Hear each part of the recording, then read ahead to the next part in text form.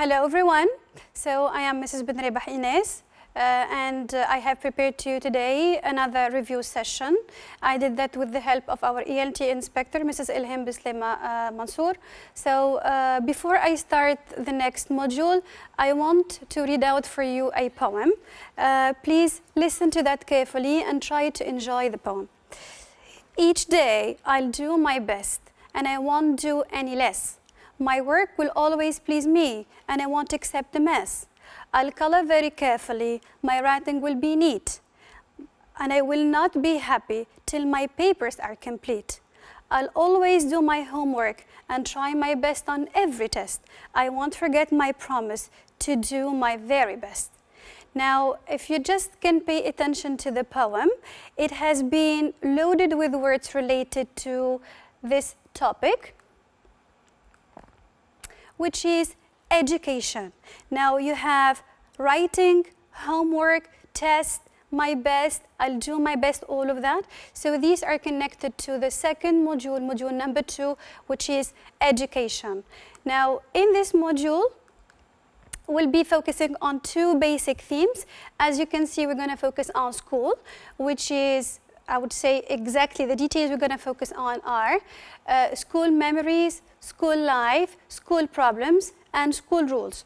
All those topics are going to be dealt with. And then in the next, I would say in the same module, we are also going to deal with future or the future expectations and the future dreams of students. So let's move on. Our revision today, it is like the previous session, will also tackle two parts, the language part and the reading comprehension part. So if I say a language, let's start with the very name of that module, which is education. Now, if I say education, that is a noun as it ends with shin. It is coming from the verb to educate. A, that's the sound, it's a verb that means to teach somebody or to tutor somebody. Also, another word that I can extract from the word education, it is educator, which is a noun of the person. I can also say teacher or tutor. Now, this is something that most students get confused in using, and it is the word or the expression to get educated. Normally you say to educated or something like that, which is not correct. So what we say is to get educated. That means to learn or to study. However, if you say educate, I educate, that means I teach. It's not the same thing. So this is the job of the teacher, and this is actually the mission of the student. Now, coming from the word education, another extract, which is educational, that's an adjective. I can also have another adjective, which is educative. So as you can see the pronunciation here, it is educative. So all those words are mentioned in here in that word cloud, and these are connected words to the only mentioned word in the title of this module, and that is education. Now let's start with revising some language exercises about this module. Again, we're going to complete the table with the needed forms. So we'll focus today on the verb and the noun. So here we start with to expect. The noun is expectation. Remember, like education, it's a noun. Whenever something is ending up with shin, that's a noun. Then you have realization, it's going out in the same area. And the verb from realization is to realize, to achieve something. Then you have to rent. So we also have to say a rent. To rent, the verb, and a rent is the noun. Then you have the verb to participate in something. The noun is participation. Again, shin, shin, and shin. Three suffixes that are giving you nouns. Then you have the word meeting. So if I am meeting somebody, that means the verb here is to meet. Then you have the verb to believe, from which we can extract the noun belief. Then the last word is to move, and it's easy. The noun is movement. So in this situation, you will have all the extracts from those verbs and nouns. Now here we're going to focus on another types or other types of words, and here we're going to concentrate on noun and the adjective. So we have memory. The adjective from it is memorable, able. okay? Then you have the adjective mad, from which we can have the noun madness. Then here you have the adjective fun. Normally you are used to having the adjective funny, but here you have the word fun, which is entertaining, amusing. That's the meaning of fun. It's a fun activity, which can be having two forms. It's a noun and it is an adjective. So we can say, I will have fun, and in this situation it is a noun. However, I would say this activity is much fun, and this is an adjective. Now, we'll move to the next word you have seen in this module, and that's violence. The adjective from which is violent. Then test, the verb or the adjective from which is tested. So you have a test, so you are tested upon or on something. Then you have difficult, the opposite of easy, and the noun is difficulty. Then the last noun is noise, from which we can extract the adjective noisy, noisy. Look at this one, like luck, lucky. So all of those are suffixes you put at the end of those words to get the adjectives. Now, this is exercise number 1. Let's move to the connections to the words that go together, like we have seen in the other module. So if I say to do once, what am I expecting exactly? To do one's feeling, mistake. So here we'll have to do one's homework, to do one's homework. Then to erase, we erase the board. So if your teacher asks you to erase the board, that means to clean the board. I also say to ask for the teacher's help, to ask for the teacher's help. That's the meaning of asking for something. Then I work hard. You have to work hard, and hard here it is the adverb from the adjective hard. So I have adjective hard, and also the adverb is hard. Then you have to have a terrible feeling, to have a terrible feeling. The next one, to make a mistake, to make an error, to make a mistake. To get on well with someone, we saw that in also module 1, we are revisiting that, to get on well with somebody. Then to shake hands, but now don't shake hands, it is really dangerous. The next exercise, it's also about vocabulary items, and here we'll find out synonyms and antonyms. That means synonyms and opposites of those words, and you will extract them, you will pick them out from the box you have above. So number 1, it is realization. It's easy. The synonym of achievement. Then attentively, that means carefully. You have succeed or pass. Many students would believe that pass an exam is simply, I would say, sitting for the exam, which is not correct in English. It's not like French. We say to pass an exam, that means to succeed in it. Then you have the word occupation, the synonym of job, calm, the synonym of peaceful, then afraid, another adjective, the synonym of scared. Then you have the verb to revise, which is the synonym of to review. That's what we are doing now. We are revising, we are reviewing those modules. Now, we'll move to antonyms or to opposites if you want. So if I say to stand up, and sit down. Remember, the opposite of forget. If I say late, I'm late, that means it's the opposite of early. Then good, it's easy. It's the opposite of bad. Lazy, somebody who is really lazy, it's the opposite of active and energetic. Difficult, the opposite of easy. Then the last word, the verb to receive, which is the opposite of to send, and this is found in the letters. You send and receive letters, you send and receive emails, you send and receive, I would say, gifts if it's possible. Now, we'll move now to the grammar parts in that module, and there is a much concentration on tenses. So basically, you have 3 tenses actually that we need to revise: the past tense, the present tense, and the future tense. Now, let's have the example in here. So, I looked at bags in the park. I looked, that is a past verb. Then here, I am looking for bags in the park. I am looking, it is in the present.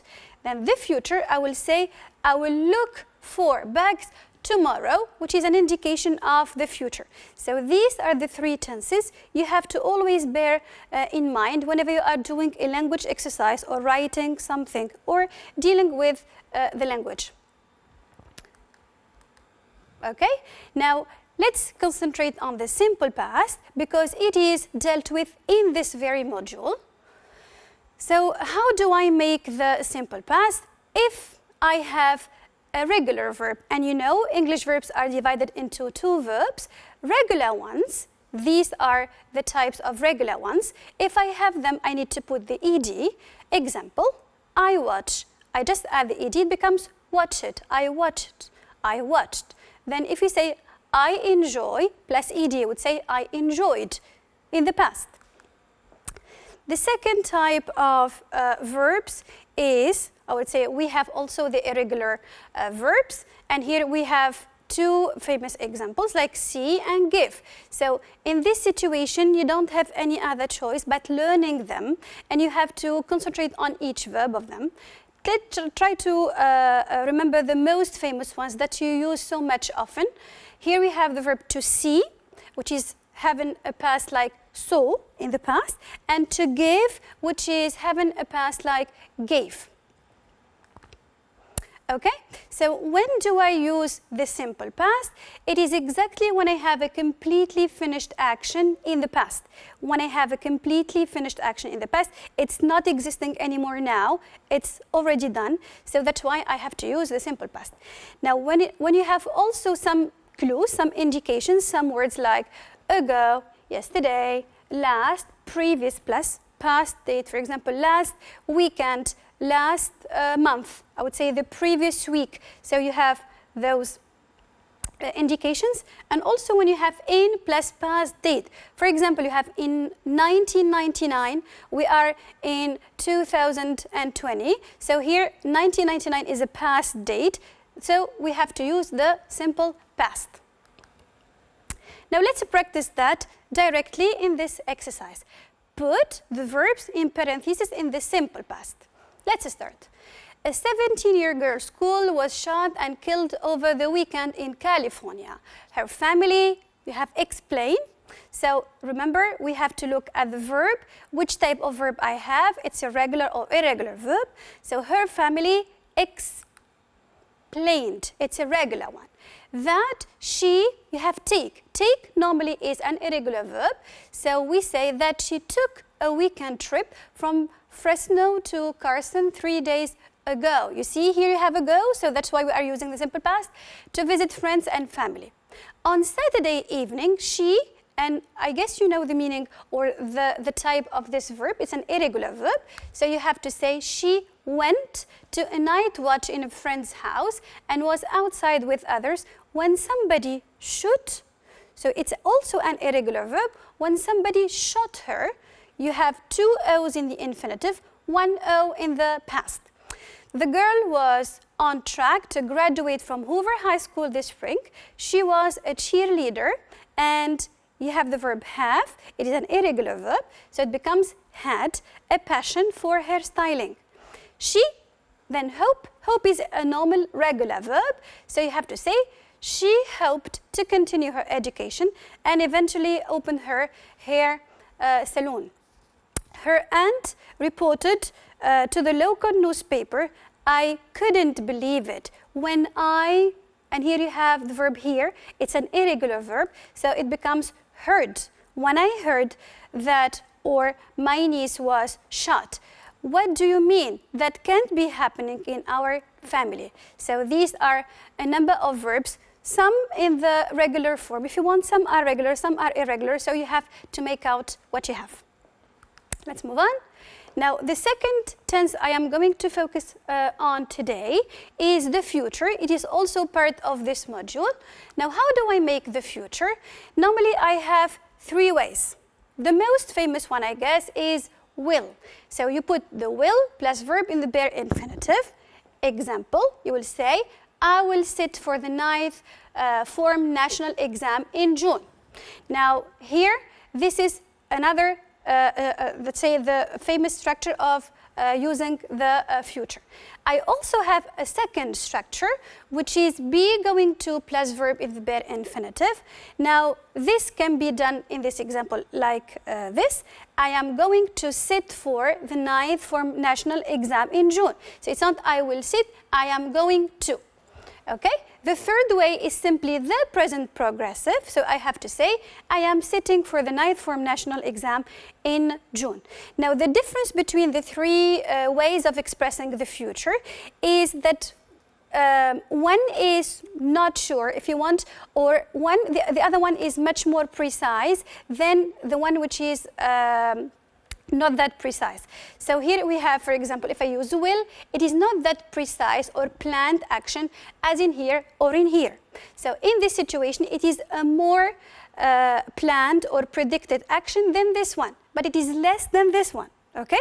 And in this situation, you have a very precise future action that is fixed in advance. So you have some clues, some indications, some proof, some evidences that show that this is 100% going to happen. Okay, so let's move on to the exercise. And here we have a whole paragraph where you need to mix up those tenses together. So it's a matching exercise. It is made up of one paragraph. This paragraph is divided into different sentences that are ordered. They are in the right order, but they are split apart into different pieces in order for you to relate them and make them coherent again. Now let's start with number one. Now in every, I would say, column, in every sentence part from this side, that means here, you have to concentrate on the last words because these are the ones you are going to connect to. So you have normally to concentrate on those, and in this part, you have to concentrate on the beginnings of those. Okay? Normally, that is how you should be doing that. Let's start. There is nothing better than a great teacher's, and here you have the S of the possessive case, so you need a noun. Great teachers, it's C, so here, great teachers' old memories. So that is a noun. The noun is memories. We move. Great teachers show us things and make us believe. You have the verb to believe. So after believe, you need to expect something. I believe in something. So here we have D. So we believe in ourselves. Okay? In three you have they see potential in us that others cannot or. Cannot, negative form or. So we will have actually the same structure, which is E. They cannot or will not, cannot or will not notice. Above all, they give us the courage to. So courage to you need to have an infinitive verb. So in this one you will have be, to find, that is the infinitive verb, find our way and realize our dreams. The last one, thanks to their guidance, what you have here is A, what used to be. You know that used to expresses something that happened in the past, was a habit in the past, so used to.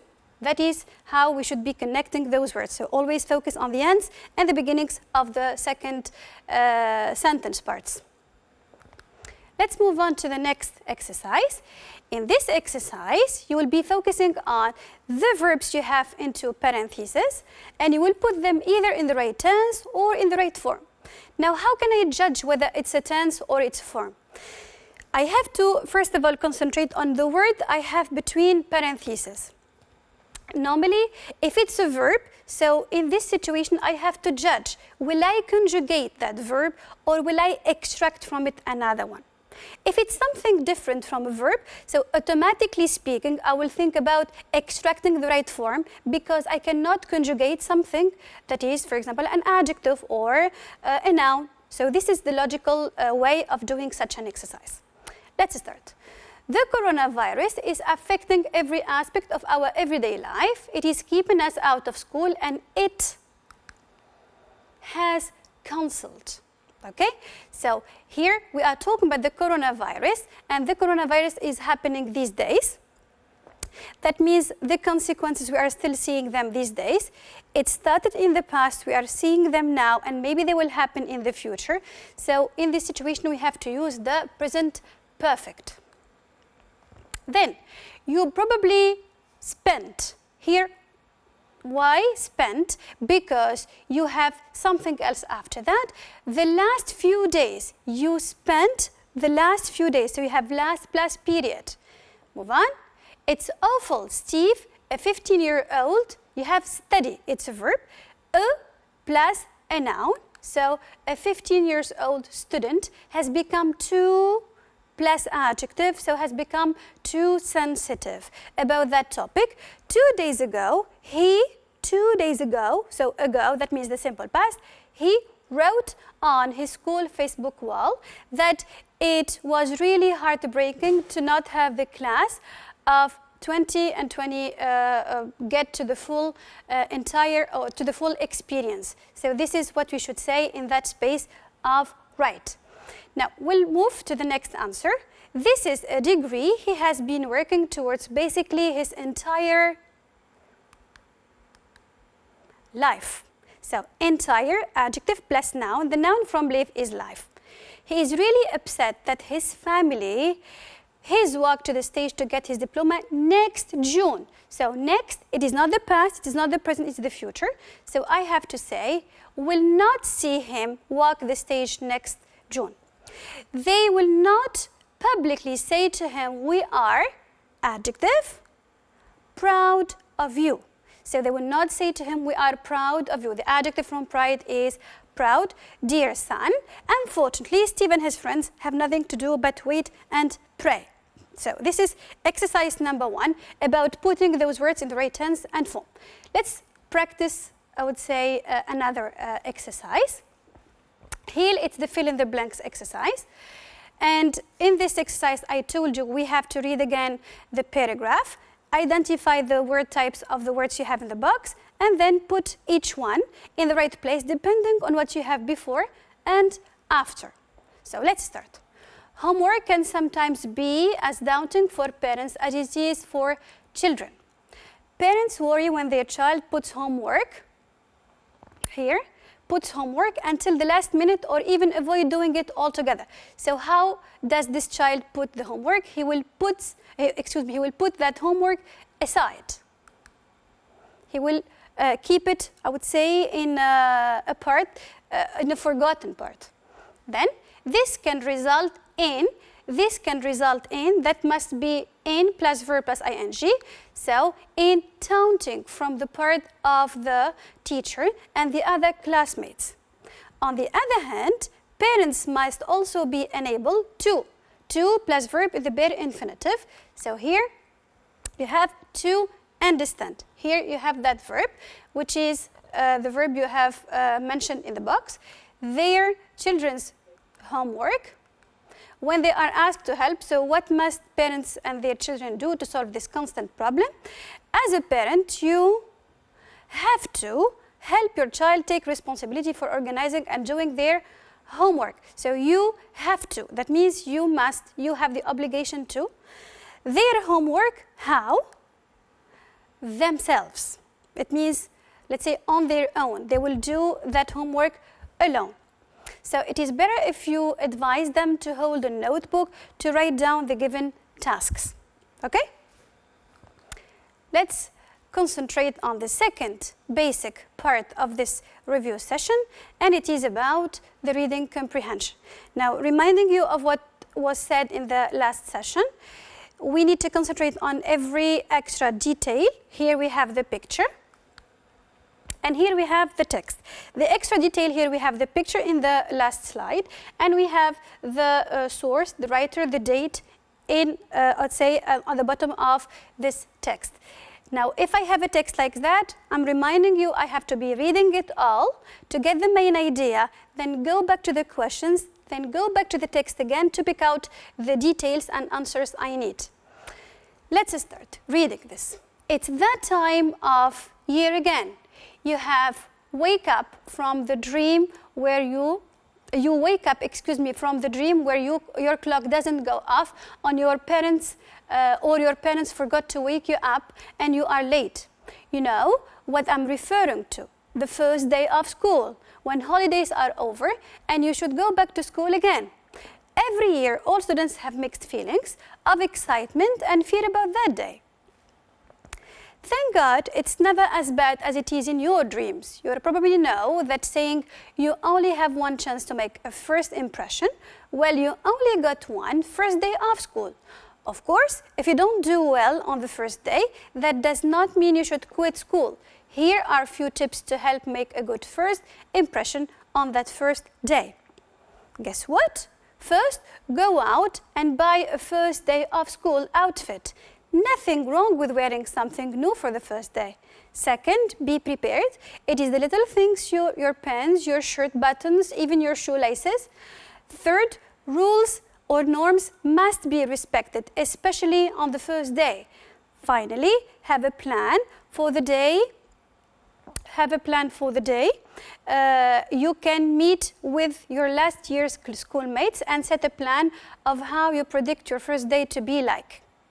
The first day of school finally ends and the rest of the year lies before you. Don't worry if you didn't get it right the first day. You still have many more days ahead of you to improve. Okay, so this is our text. Let's carry on with the questions. So again, we start with the general questions. Read and tick the right answers. The purpose of this text is to advise, to warn, or to discuss the future plans. Now, here our purpose of the text is to advise, because we are showing you how you need to be actually preparing yourself for the first day of school. So who can be writing this one? Is it a student? Is it a parent? Or a journalist? Now, it can't be a student because the person here is advising students to get ready. It can't be a parent as well, or either, because it is also advising parents to be preparing themselves and their children for the first day. So this must be a journalist. And here you can even go back to the text to find out that it's Liza Mims, and here there is the date, so that means there is a special writer doing that. Okay, the next question, how do students feel on their first day at school? So here how, it's a WH word. You can have many questions like that, how, what, who, when. WH questions are frequent in the reading part. And how is asking about the manner. So how do they feel? There is a sentence in the text. On the first day of school, students have mixed feelings of excitement and fear. This is mentioned in the first paragraph in our text. The third question is pick out, means just extract them, 2 activities that a student may do on his first day. Now, in the text you have a number of activities. Here you are supposed to only pick up 2. If you give less or more, that will be wrong. So just stick to the question, please.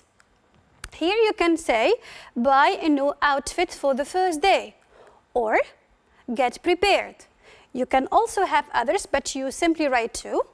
These are other possible answers. Respect the school rules.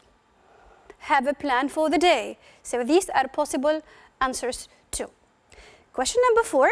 We've dealt with that in the previous session, and here we need to find out from the context. We need to concentrate on the context. Which word in the text, in the paragraph, in that paragraph number 3, that means a piece of clothing. Now, we go back to paragraph number 3. Okay, this is paragraph number 3. Guess what? First, go out and buy a first day of school outfit. Nothing wrong with wearing something new for the first day. So buy a new outfit, and nothing is wrong with wearing. You have the verb to wear, and what do I wear? I wear clothes, I wear makeup. So here you have the word outfit. This is our right answer. Okay, so this is the word outfit. It is a synonym of clothes if you want. Question number 5. How should the student's feeling be according to paragraph number 4? Circle the adjective that best describes it. So in paragraph number 4, so you need to go back to paragraph number 4, reread it, and try to find out how are the students, how is that student feeling during that day. So let's go back to paragraph number 4. Okay, this is paragraph number 4. The first day of school finally ends and the rest of the years lies before you. Don't worry if you didn't get it right the first day. You still have many more days ahead. If you want, you need or you can improve. So here we are giving up we are giving a message of hope. We are conveying a message of hope. So normally the speaker here, the person who is expressing his feelings, he is expressing actually feelings of hope. So he is hopeful. He's not worried and he's not desperate, which is the opposite of hopeful. The last question here in our reading part, it is how was your latest first day at school? Now, you have been studying for actually 9 years now, so you have been experiencing the first day of school 9 times at least, if you want. So this is a type of personal questions. It is asking you about how was your day? It means the way it was. So I would say anything. I would say it was great, it was wonderful. You can describe your feelings for the latest day. It's exactly about this year, this coming back to school. It means in 2020, coming back to school. So describe your feelings. Maybe you were scared, maybe you were happy, maybe you were excited, maybe you don't want to leave prep school, maybe you are the other way, excited to leave prep school and go to high school, so we will meet older people, other teachers. So here it's a personal answer. You can say anything. It must be logical, correct, and I would say coherent with what happened to you in the latest day at school.